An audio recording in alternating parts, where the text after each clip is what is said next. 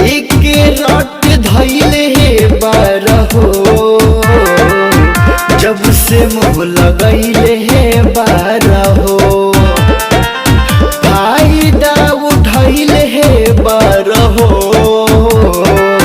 माजा खूब पहिले हे बारहो एक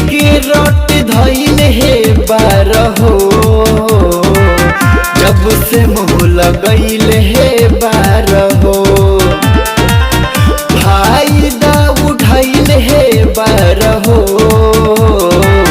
माजा खूब पहिले हे बारहो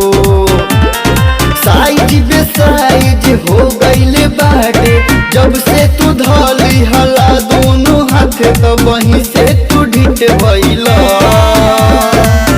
खहिला तो परिहिक गईला नहाया माल चिहिक गईला।